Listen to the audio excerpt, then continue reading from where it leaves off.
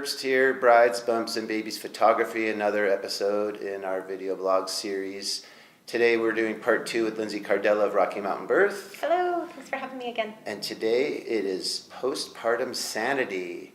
And I will kick it to Lindsay to talk about what that really means. Yeah, so after you've had a baby, there's a lot of things and a lot of people that want to see you or things that you feel like you have to do. So I could just kind of wanted to talk about what does that look like? You know, you're a new mom and or you're still pregnant and your family's already talking about, we can't wait to come see you right after the baby comes. You know, that's what we do in American culture, right?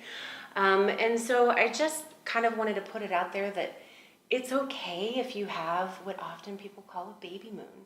With just a baby moon. Baby moon. Yeah, where it's just you and your partner and your baby. And you're connecting and you're bonding, especially those golden hours after you have baby, right?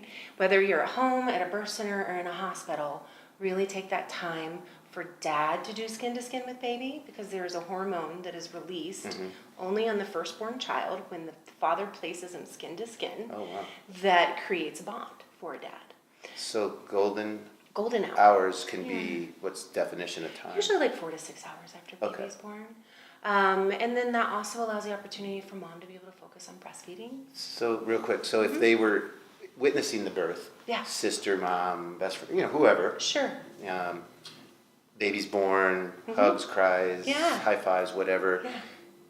Is it depends. It's whatever the mom and the father really require. They might ask after 10, 15 minutes, hey, could you give us a minute? Or like, which might be 40 minutes. Sure. They could cut. So there's no like rules. It's, you're just letting folks know that it's okay to let them know maybe ahead of time that, hey, you guys are welcome, but depending how we're feeling, we might ask you just to go out in the hall for or it might be a great time to go grab a bite to eat. Yes. You can, it's always nice to give the family a job, hey, we're really hungry. Could you go out and get us something? Yeah. And then that gives you a few, and then, you're not stepping on anybody's toes. So what about now they go home, it's the next day, and it's the coming week or 2. Let's just go in the next little phase.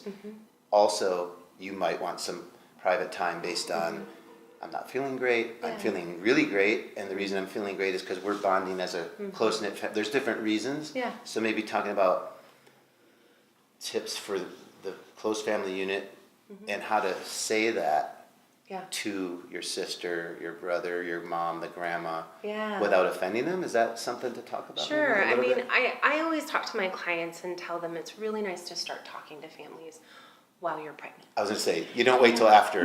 You prep them that I may or may not want you to be there for 8 hours a day. And it's talking to them about, if you have that time frame in mind, we want 3 days to ourselves. Some families want 2 weeks. Some families want 3.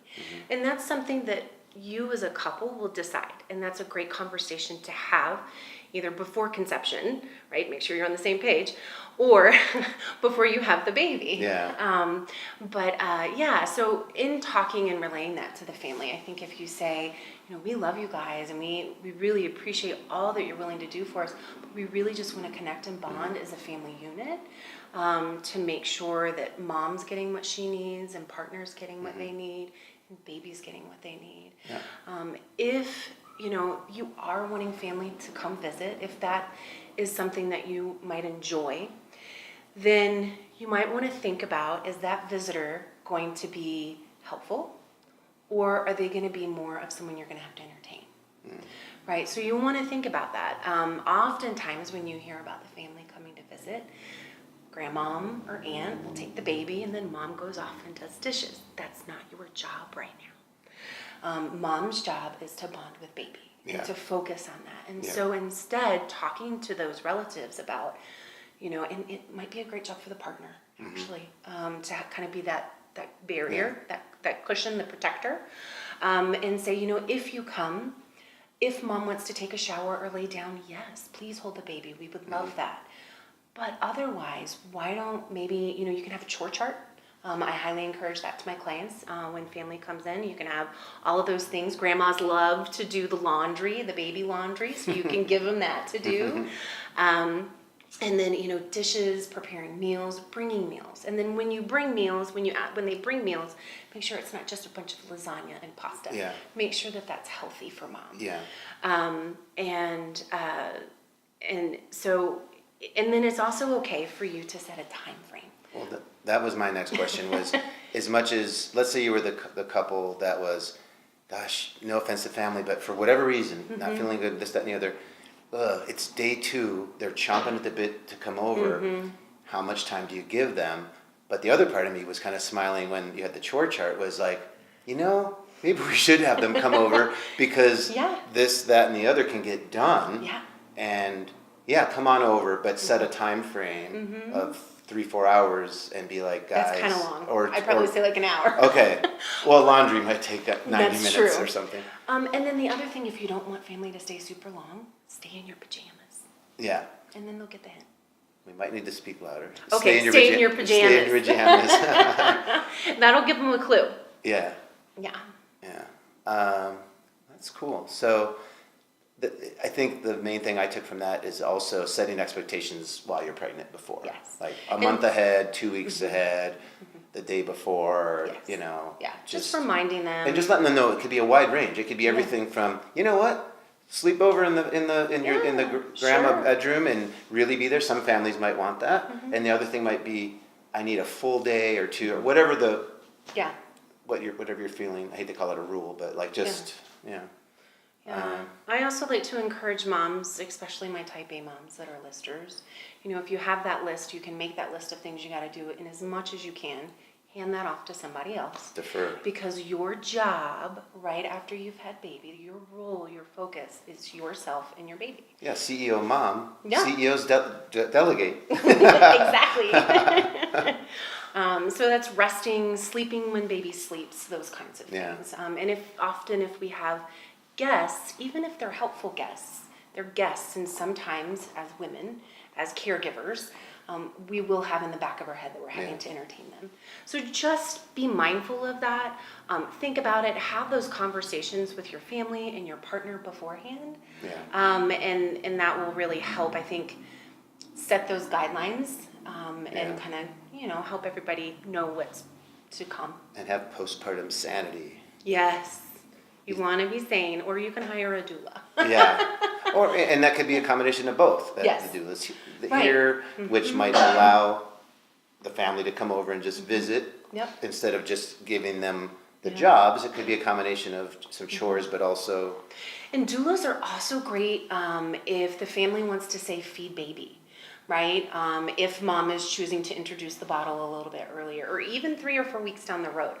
A postpartum doula is the nice go-between, right? Because we can you can throw us under the bus and we don't care. So, my doula said we should swaddle like this. You can be the bad cop. Yeah, or we can show them. I often will go in and show dads, this is how you pace feed in order to maintain the breastfeeding relationship and those kinds of things. So the doula can be a nice buffer too. Nice. Yeah, for partners or families. Anything else under the postpartum sanity or? I think it's really just sleep when baby sleeps is my key component. I also talk a lot to families about a sleep bank. I talk to them about when you are, probably before you were pregnant, but how many hours do you need in a night to get a good night's rest? Are you a 6-hour person? Or are you an 8-hour person? And whatever that number is, you want to try and get that amount of sleep within a 24-hour time period. Okay. Right? If you're only getting 6, 4, 6, then you're depleting your body. And if you're feeding every couple hours, is it 3 off for 2, 3? Well, usually in the beginning stages, mom is maybe getting an hour, maybe 2 hours between each feed. So that's why it's so important for you to lay down during the day when baby's sleeping and sleep. Yeah. Yeah, because you want to think about that sleep bank and making sure that you are staying on that, because when you start to do too much or not get the self-care that you need, then moms start to sink. Yeah. And if mom sinks, the family sinks. Yeah, that's true. Yeah, so self-care, whatever that might look like, taking a minute to go take a warm bath, making sure that you're drinking water, eating good foods. Take care of yourself. Be kind to yourself. Yeah, but we forget about it because we've just had a baby and we're exhausted. And it's about the baby, but don't But mom, yeah. Yeah. But mom too. Yeah. Right on. Anything else you think, or is that pretty good for this topic? I think that's good. Yeah. You can't give it all away. If you're Call me. interested and it's piqued your interest, give Lindsay a call and Yeah. see what might be done. And there's probably some other things on her website that can give you a little starter kit. But definitely give her a call. She's one of the great ones here in Denver area. And we will wrap up this video blog, and we'll be back with another one soon. Thanks. Bye. Thank you. Good luck birthing.